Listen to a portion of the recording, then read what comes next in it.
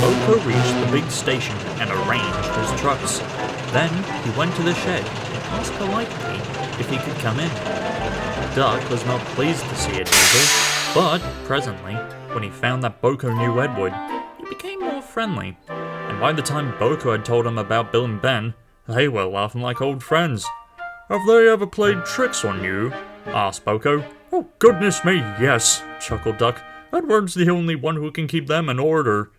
"You know," went on Duck, "I sometimes call them the bees." "A good name," chuckled BoCo. "They're terrors when they start buzzing around." Just then, James bustled in. "What's that, Duck? Are you terrified of bees?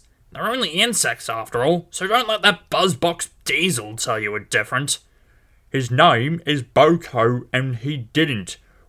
I wouldn't care less," interrupted James. "If hundreds were swarming around, I'd just blow smoke and make them buzz off." "Buzz, buzz, buzz," retorted Duck. James retired into a huff. James was to pull the express the next morning, and when Duck brought his coaches to the platform, it was crowded. "Mind your backs! Mind your backs!" Two porters were taking a loaded trolley to the front van. Fred drove while Bert walked behind. "Careful, Fred, careful!" warned Bert. Fred was in a hurry and didn't listen. Suddenly, an old lady appeared in front. Fred stopped dead, but the luggage slid forward and burst the lid of a large, white wooden box. Some bees flew out, and just as James came backing down, they began to explore the station.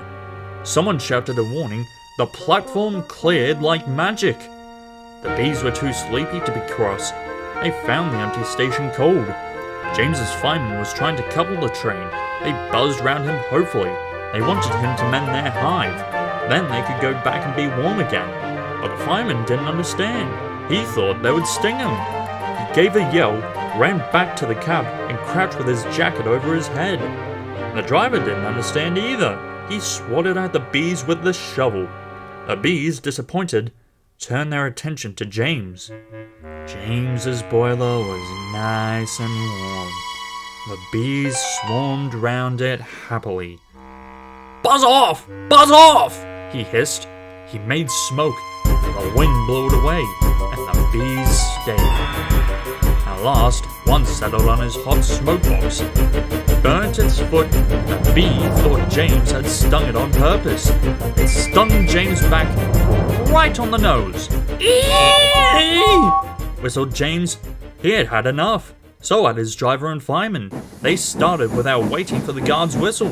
They didn't notice till it was too late that they'd left their train behind. In the end, it was BoCo who pulled the express. He was worried at first about leaving his trucks, but Duck promised to look after them, and so it was arranged.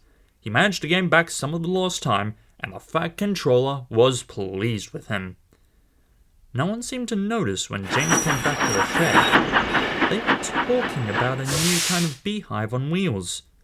It was red, they said, and they all said buzz, buzz, buzz, and laughed a lot. James thought for big mainline engines, they're being very silly.